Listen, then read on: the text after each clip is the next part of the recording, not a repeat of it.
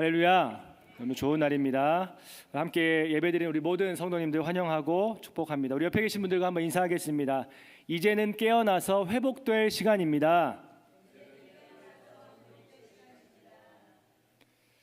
네, 한 번 더 인사할 때 이렇게 인사하겠습니다. 당신은 하나님의 사명자입니다.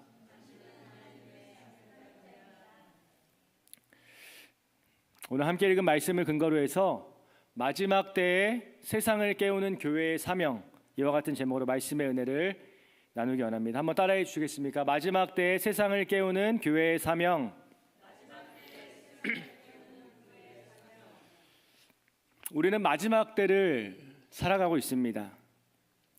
세상에서 일어나는 일을 보면요, 성경에서 예언하는 일들이 이미 이루어졌고 계속해서 이루어지고 있다는 것을 우리가 알 수 있습니다. 성경은 예수님의 초림과 재림 사이를 뭐라고 하죠? 종말, 초림과 재림 사이를 종말이라고 합니다.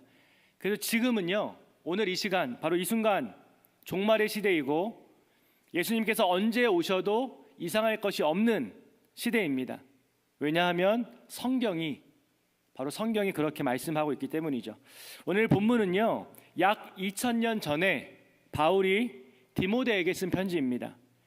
그리고 바울은 2000년 전이었던 그 당시에도 마지막 때라는 것을 디모데에게 알려주고 있습니다. 2000년 전도 말세고 지금도 말세라는 것이죠. 예수님과 초림, 재림 그 사이가 종말의 시대이고 하나님에게는 1000년이 하루 같기 때문이죠. 마지막 때의 중요한 것은요, 깨어 있어야 됩니다. 잠들어 있는 사람들, 졸고 있는 사람들, 또 기름을 준비하지 않은 사람들이 이 세상에 너무나 많습니다. 교회 안에도 너무나 많습니다. 세상을 긍정적이고 낙관적으로 보는 것은 좋죠. 하지만 사단이 공중 권세를 잡고 있다는 것을 우리가 항상 명심해야 합니다. 세상이요, 호락호락하지 않습니다. 우리의 생각, 우리의 계획대로 움직이거나 또 흘러가지 않습니다. 성도들이 신앙생활을 하는 것도 결코 쉽지 않은 시대입니다. 그래서 오늘 이 자리에 계신 분들이 참 대단한 것이죠. 그런데 이런 상태, 이런 마지막 때에 우리가 자고 있으면 될까요? 눈과 귀와 우리의 마음을 닫고 우리가 깨어있지 않으면 우리가 영적 전쟁 가운데 절대로 승리할 수 없습니다. 요한계시록 22장 11절 이렇게 말씀합니다.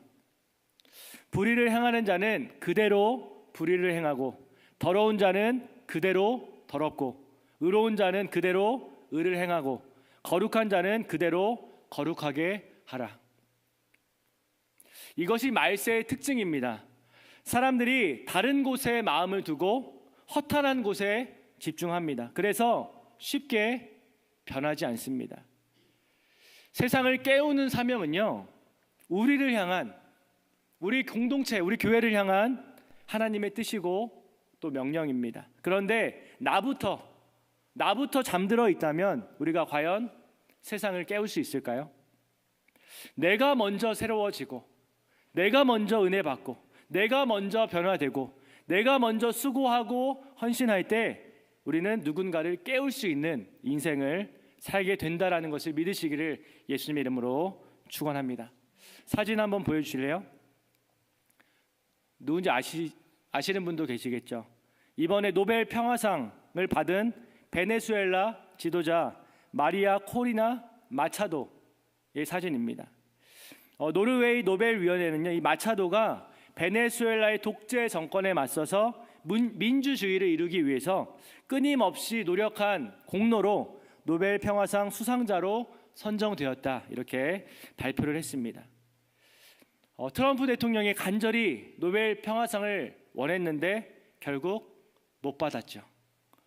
이와 관련해서 노벨위원회 위원장은요, 뭐라고 얘기했냐면 우리는 오직 노벨의 업적과 유지에 기반해서만 결정을 내린다, 이렇게 말했다고 합니다. 무엇이든요, 정확한 기준이 없으면요, 의미가 왜곡되고 변질될 수밖에 없습니다. 평화는 나 중심이 아니라 타인 중심, 그리고 대의 중심으로 살아갈 때 이루어지는 것이 바로 평화입니다. 종말의 시대는요, 죄가 만연한 시대입니다. 종말의 시대는 죄가 죄인지 분별하지 못하는 시대입니다. 1907년 노벨 문학상 수상자였던 러디어드 키플링이라는 사람의 시 죄에 보면요, 죄라는 시에 보면 이런 구절이 나오는 데서 소개하겠습니다. 어느 추운 겨울밤 밖에서 노크 소리가 들린다. 누구신가요? 나는 보잘것없는 자입니다. 여인의 연약한 음성이다. 누구냐고 묻지 않았소. 사랑을 그리워하는 외로운 소녀입니다. 이름이 뭐요? 제 이름은 죄악입니다. 어서 들어오시오. 그 순간 내 마음의 방은 죄악으로 가득 찼다. 화면 다른 걸로 바꿔주셔도 됩니다. 네, 추운 겨울밤 한 사람이 방 안에 홀로 앉아 있습니다. 그때 누군가 문을 이렇게 노크합니다. 누구신가요? 이렇게 물었더니 이 조심스러운 물음에 문 밖에서는 가냘픈 여인의 음성이 들려옵니다. 나는 보잘것없는 자입니다.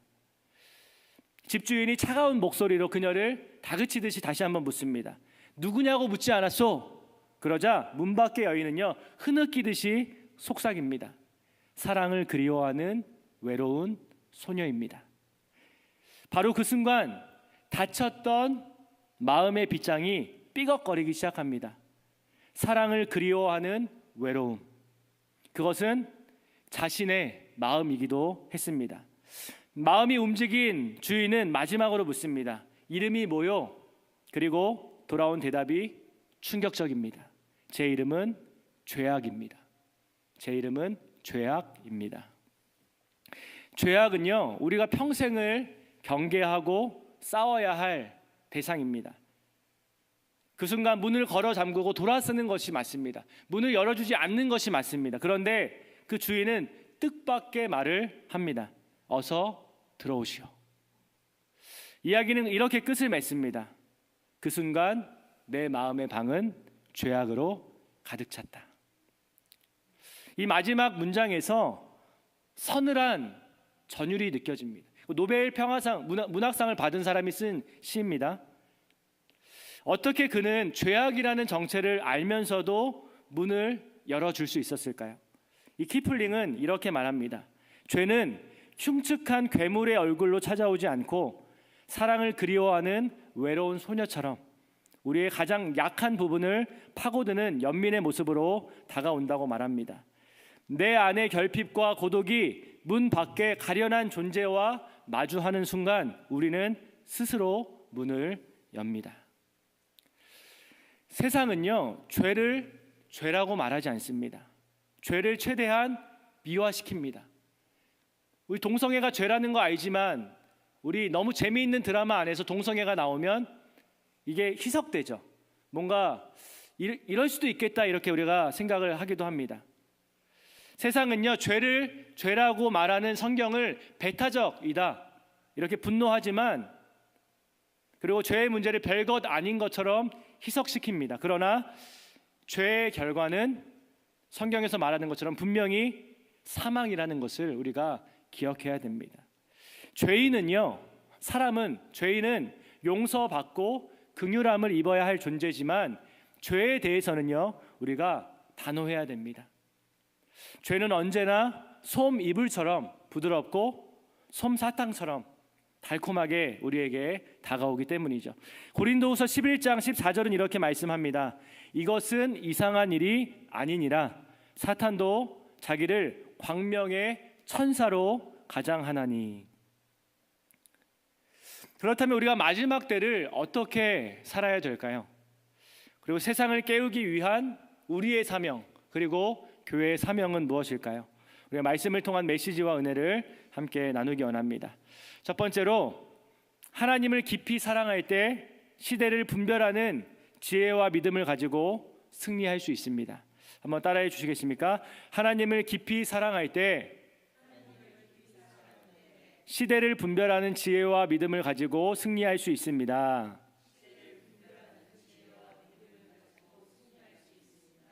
1절부터 4절까지 말씀 다시 한번 함께 읽겠습니다. 시작. 너는 이것을 알라.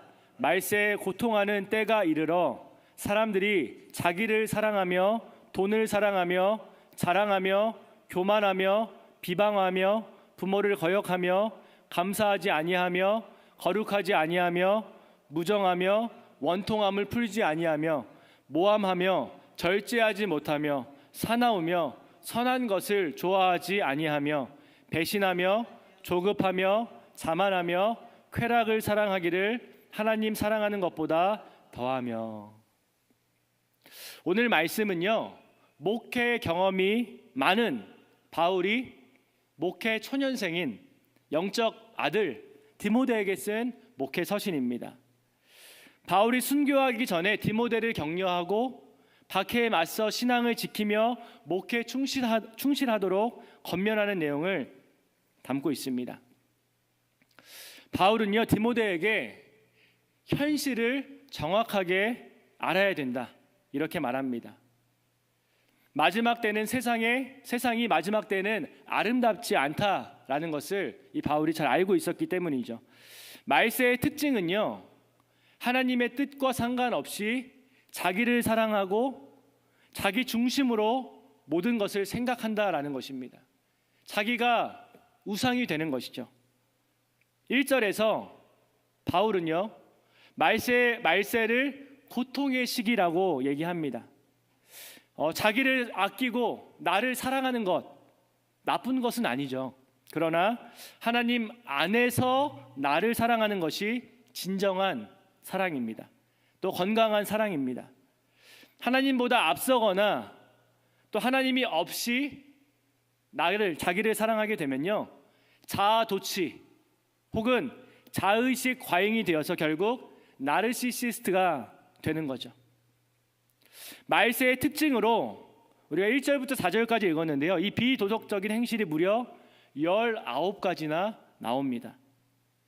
자기를 사랑하고 돈을 사랑하는 것이 처음이고요, 쾌락을 사랑하고 하나님을 사랑하지 않는 것이 마지막입니다. 이 19가지 중에 우리가 포함되어 있는, 나에게 해당되는 것들이 적어도 하나 이상은 다들 있을 겁니다. 그렇기 때문에 우리가 마지막 때를 살아가고 있다라는 것이죠. 사랑의 순서가 잘못되어 있고 사랑의 대상이 잘못되어 있습니다. 나를 사랑하는 것 중요하고 자녀를 사랑하는 것 중요합니다. 그러나 하나님보다 더 사랑하는 것은 위험하다라고 성경은 말씀하고 있습니다. 하나님보다 자기를 사랑함으로 인해서 사랑의 질서가 깨지면요, 결국 고통을 받고 끝나게 됩니다. 지금 당장은 잘 모릅니다. 다들 다 좋고 모든 것이 좋게 느껴집니다. 그런데 1절에 나와 있는 것처럼 말세에는 고통의 때라는 것이죠. 오직 복음만이 자기 중심, 나 중심의 삶에서 하나님 중심의 삶으로 변화시키는 능력이 있다는 것을 기억하시고 복음으로 새로워지기를, 복음 안에서 다시 한번 우리가 어떤 존재인지를 기억하시기를 예수님의 이름으로 축원합니다. 세상이요, 살기가 편해졌습니다. 그러나 바울은요, 이 영적인 문제가 해결되지 않으면 우리가 영원히 고통받게 된다라는 그 중요한 사실을 우리에게 알려주고 있습니다. 오늘날도 마찬가지죠. 신앙생활을 하는 것이 갈수록 힘들어집니다. 한 번의 예배를 드리는 것조차 너무나 힘들어집니다. 세상은요, 우리에게 자기 중심으로 살라고, 너 이 문제 있잖아, 이거 문제 먼저 해결해야지, 교회가 우선이 아니야, 이렇게 우리에게 요구하고 유혹한다라는 것이죠. 그리고 우리의 눈과 우리의 귀와 우리의 마음을 즐겁게 하는 수많은 쾌락의 요소들이 우리 주변에 널려 있습니다. 그럴 때일수록 우리가 하나님을 깊이 사랑할 때 우리가 시대를 분별하는 지혜와 믿음을 가지고 승리할 수 있다는 것을 기억하시기를 예수님 이름으로 축원합니다. 우리가 복잡한 세상에서 어떻게 살아야 승리할 수 있을까요? 이 왜곡되고 변질된 이 자기 사랑에서 벗어나기 위해서, 정말 건강하게 올바르게 나를 사랑하기 위해서는 우리가 어떻게 해야 될까요? 우리가 하나님을 깊이 사랑하면 됩니다. 하나님을 깊이 사랑하면요, 나를 올바르고 건강하게 사랑할 수 있습니다. 그리고 하나님을 만나면 우리의 인생이 굉장히 심플해집니다. 분주하고 복잡한 이 세상 가운데 우리가 정말 가장 중요한 것을 선택할 수 있고 그것에 집중할 수 있기 때문이죠. 이혜인 작가의 저서, 이혜인 수녀 아니고요, 이혜인 작가의 저서 다정한 사람이 이긴다라는 책을 보면 이런 내용이 나옵니다. 내 다정함을 낭비하지 않는다. 내가 사랑하고 지키고 싶은 사람들에게 집중한다. 무리하지 않고 살아가는 이 삶 속에서 나는 진짜 어른의 용기를 배운다. 모든 일을 잘하고 모든 사람에게 친절하고 모든 사람을 이해시키고 모든 사람이 나를 좋아하게 만들 수 있을까요?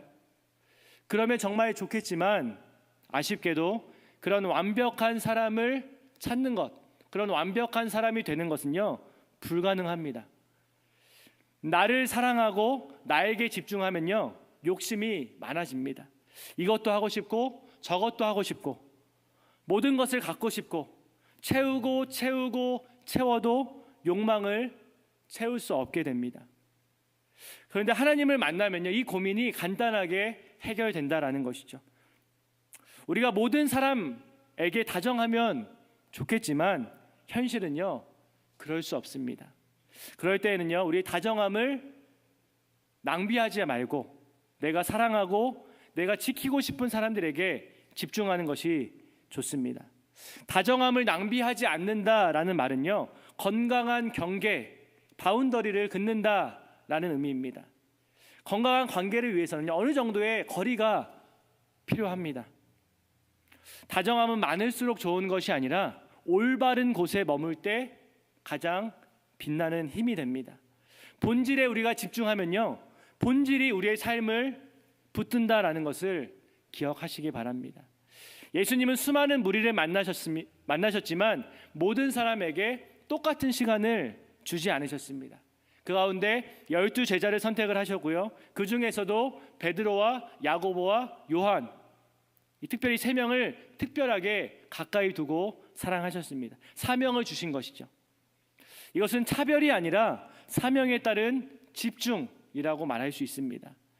하나님께 집중하고 하나님을 깊이 사랑함으로 나 중심, 자기 중심적인 신앙생활에서 벗어나서 시대를 분별하고 영적으로 승리하는 저 우리 모든 성도님들 되시기를 예수님의 이름으로 축원합니다. 두 번째로, 진리의 영으로 충만할 때 탐욕을 버리고 거룩한 삶의 열매를 맺을 수 있습니다. 한번 따라해 주시겠습니까? 진리의 영으로 충만할 때 탐욕을 버리고 거룩한 삶의 열매를 맺을 수 있습니다.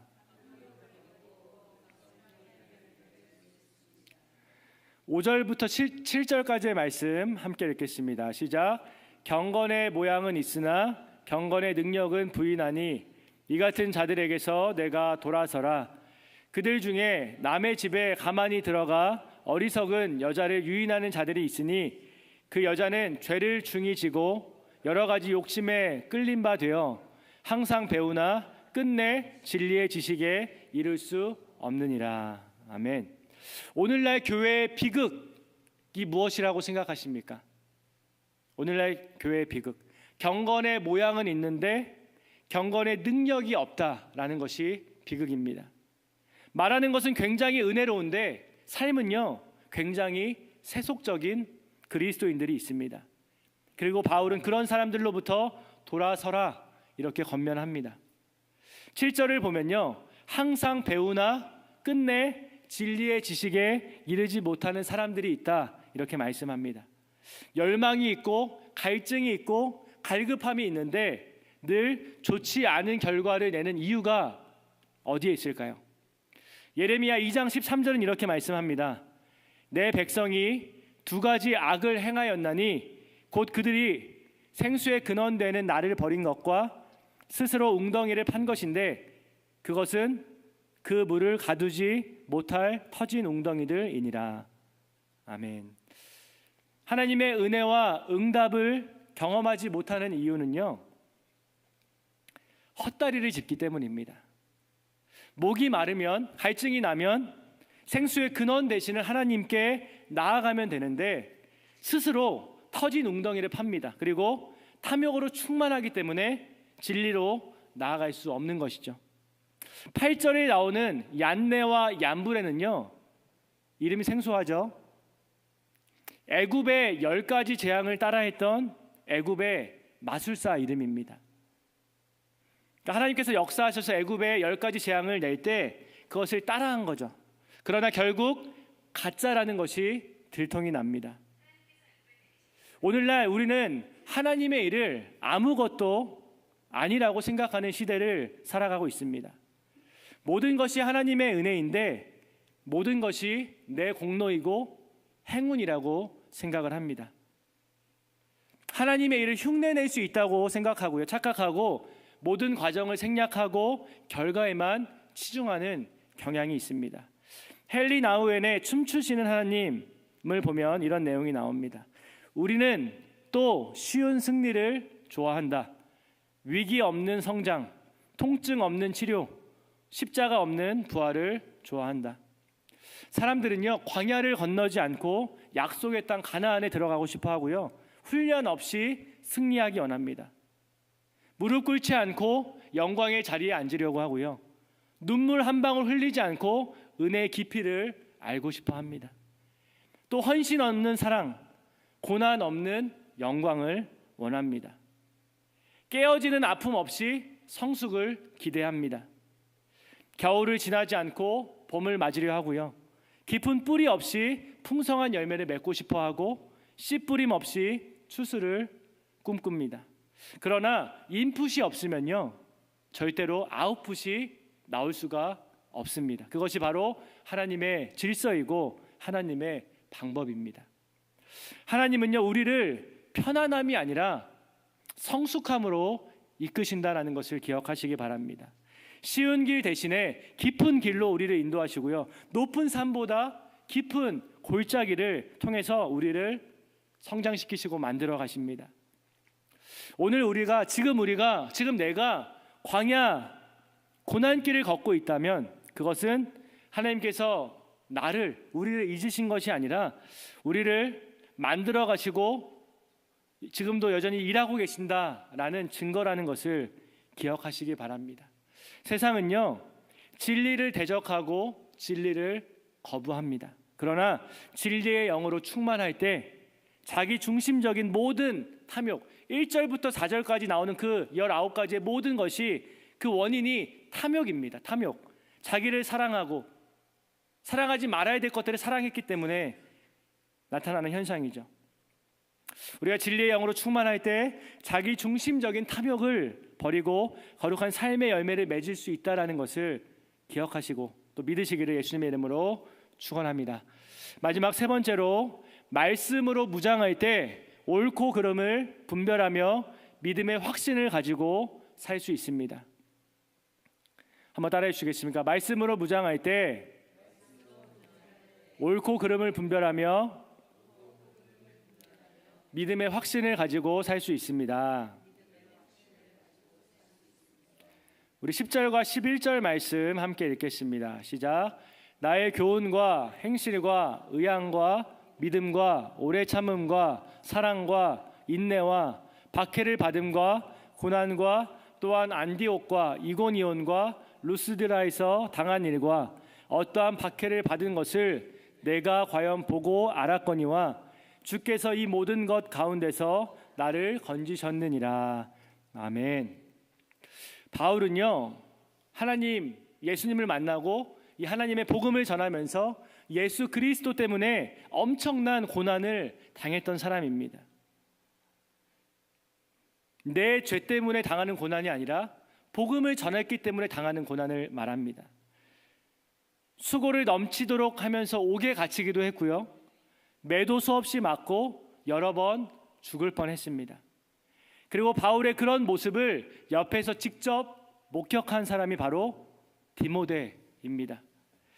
고난과 핍박만 이 디모데가 보았으면 흔들렸을 수도 있겠죠. 하지만 디모데가 큰 은혜를 입은 것은요, 하나님께서 이 모든 어려움 가운데, 이 모든 역경과 환난 가운데 바울을 건져내시는 그 모습을 이 디모데가 눈으로 목격을 했기 때문입니다. 그것이 하나님의 은혜라는 것이죠. 디모데는요, 나이가 어렸고 경험이 많지 않았습니다. 그러나 디모데가 하나님의 일을 감당할 수 있었던 이유는 복음에 대한 깊은 체험이 있었기 때문이죠. 함께 고난을 겪어본 사람은요, 눈빛만 봐도 서로의 마음을 알 수 있습니다. 복음을 전하면서 얼마나 많은 힘든 시간이 있었겠습니까? 그러나 그 모든 것 뒤에 영광스러운 순간이 있다라는 것을 알았고 또 확신했기 때문에 바울은 디모데에게 우리가 함께 했던 그 복음을 전하면서 누렸던 그 지난 세월을, 영광을 생각하면서 지금 이 종말의 때를 버티고 견뎌야 된다, 이렇게 말하고 있는 것이죠. 세상은요, 지금도 악한데 점점 더 악한 방향으로 흘러갈 것입니다. 사람들이 자기를 더 사랑하고 민족이 민족을 대적하고 나라가 나라를 대적하고 지진과 기근과 또 전염병들이 생기게 됩니다. 또 예수 안에서 경건하게 살고자 하는 이 그리스도인들은요, 박해를 받게 될 것이다라고 성경은 말씀하고 있고요. 또 악한 사람들과 속이는 자들은 더욱더 악해져서 속이기도 하고 속기도 할 것입니다. 이미 많이 속으셨잖아요. 속고 사셨죠? 근데 더 많이 이제 앞으로 종말의 때가 가까이 올수록 더 많이 속임을 당할 수 있다는 것이죠. 그러니까 깨어 있어야 속지 않는다라는 의미입니다. 이 모든 것들은요, 말세의 징조입니다. 지진과 기근과 전염병, 우리 이미 많이 경험하고 있잖아요. 징조를 모르면 두렵겠지만 성경이 모든 것들을 예언하고 있다라는 것이죠.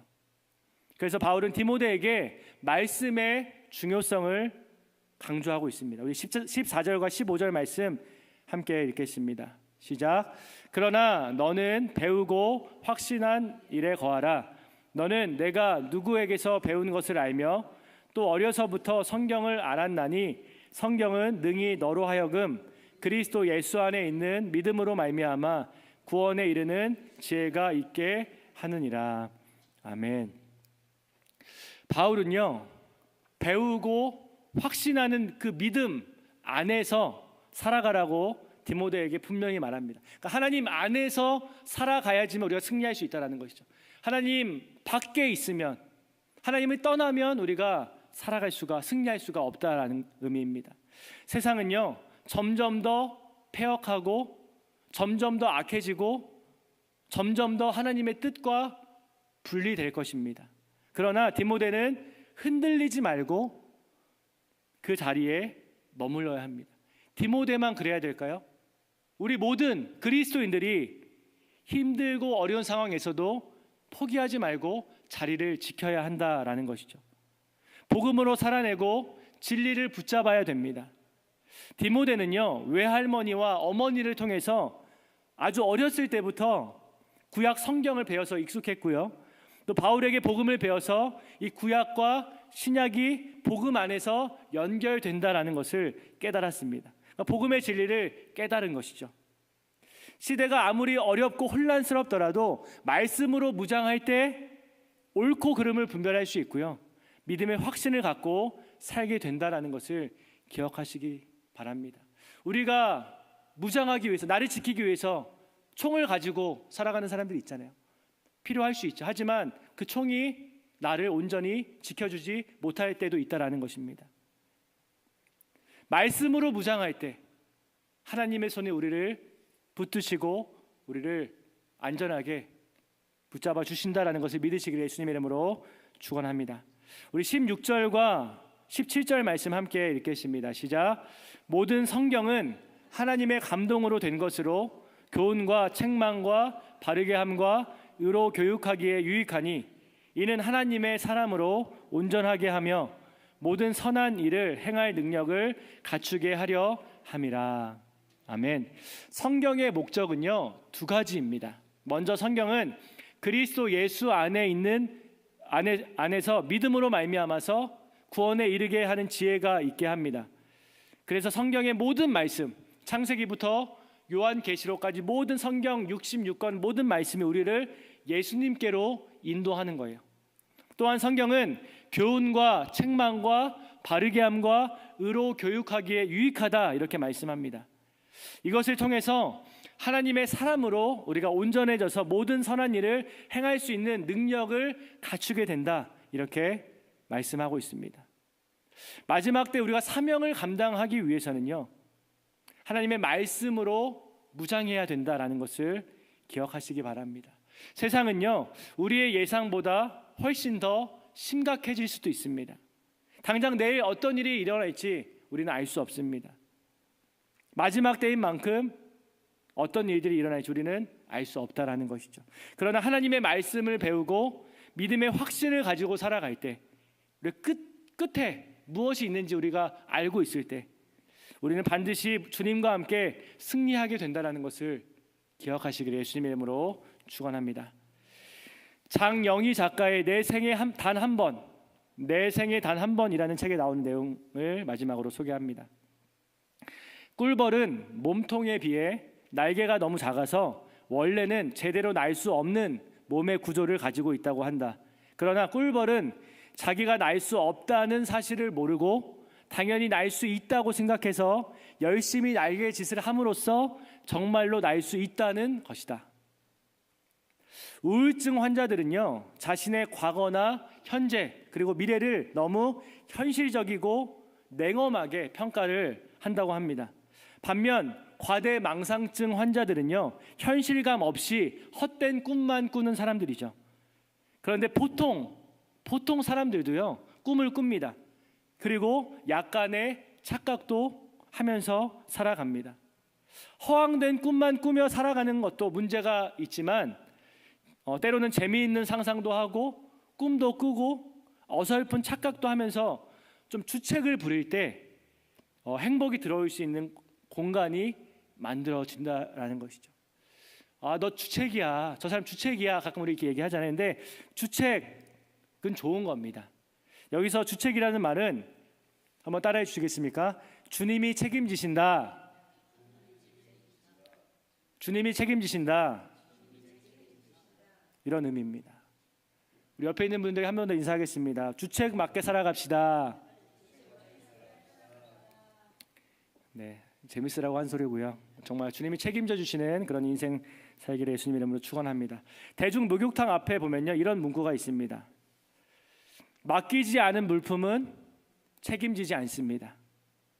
마찬가지죠. 주님께 우리가 맡기지 않은 것들은요, 내가 스스로 책임져야 됩니다. 그런데 하나님께 맡기면, 그러면 맡기고 기도하면 하나님이 책임지시는 거예요.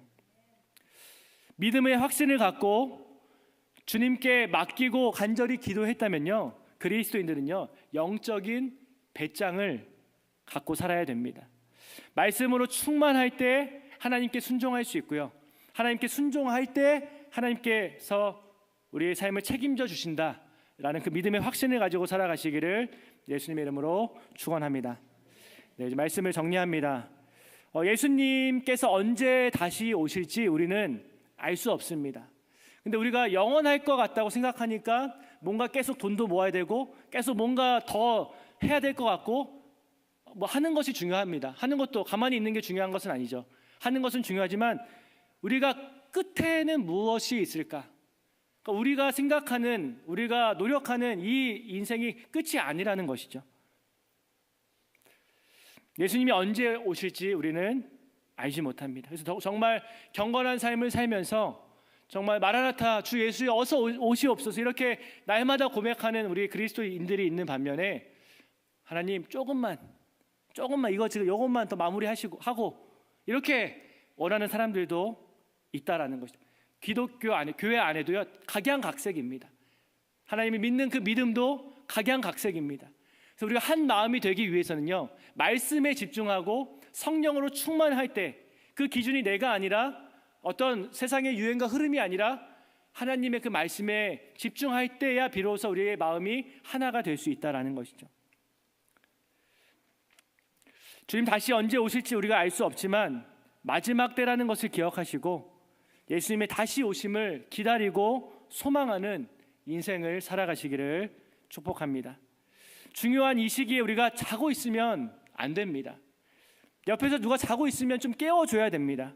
더 나아가서 우리가 우리만 깨는 것이 아니라 세상을 깨우는 것이 바로 우리의 사명이라는 것을 기억하시기 바랍니다. 하나님을 깊이 사랑함으로 시대를 분별하고 진리의 영으로 충만할 때 탐욕을 버리고 삶을 통해 거룩한 열매를 맺게 된다는 것을 믿으시기를 예수님의 이름으로 축원합니다. 하나님의 말씀으로 무장할 때 우리가 옳고 그름을 분별하고 믿음의 확신을 가지고 살아갈 수 있습니다. 마지막 때에 우리가 가정을 깨우고 교회를 깨우고 세상을 깨우는 말씀으로 충만할 때 무장해서 정말 하나님 안에서 충만함으로 말미암아 정말 나도 살고 나도 깨우고 남도 살고 남도 깨우는 그런 세상을 깨우는 그런 사명자로 살아가는 저 우리 모든 성도님들이 되시기를 예수님의 이름으로 축원합니다. 축원합니다. 기도하겠습니다.